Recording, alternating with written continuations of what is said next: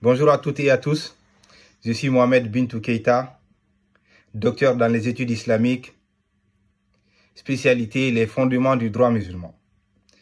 Et sur la demande de notre frère, initiateur de cette belle plateforme d'échange, M. Diakité Oumar, je vais vous parler des fondements, des sources et les finalités du droit musulman. Sachez tout d'abord que le droit musulman est un droit de source divin, c'est-à-dire qu'il puise ses sources, ses arguments dans la révélation, notamment le Coran, la sunna du prophète, le consensus, l'analogie, la déduction par analogie, le discernement et le choix préférentiel du jurisconsulte, les coutumes, il y en a encore plusieurs d'autres. Il est basé sur 4 fondements. Le droit musulman est basé sur 4 fondements, à savoir la justice, la miséricorde, l'intérêt général et la sagesse.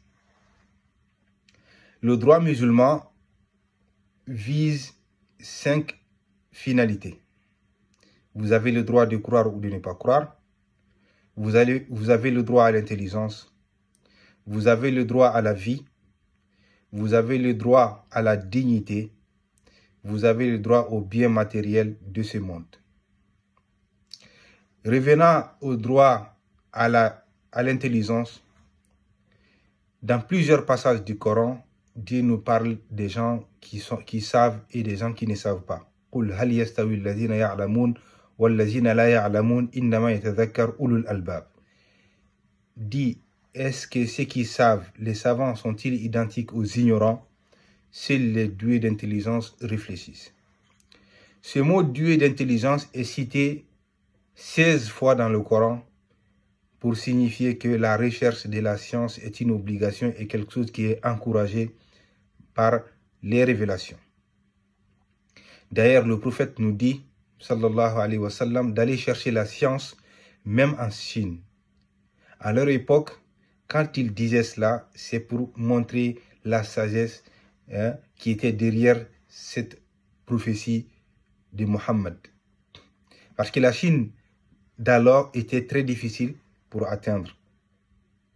Quitter la péninsule arabique pour aller en Chine, c'était des années de marche, si j'ose dire ainsi. Et il a dit encore que la recherche de la science est une obligation sur toute croyante et sur tout croyant. Talabul ilmi faridatun ala kulli muslimin wa muslima. Nous devons chercher la science. C'est parce que c'est avec la science que le monde musulman a régné dans le temps.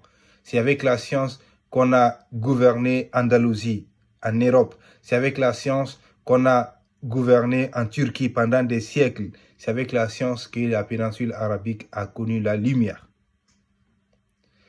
Si nous sommes à la traîne aujourd'hui, c'est parce que nous avons délaissé cette science-là. Donc il faut aller chercher cette science. Ça fait partie des objectifs du droit musulman. Que la paix de Dieu soit sur vous. Assalamu alaikum wa rahmatullah.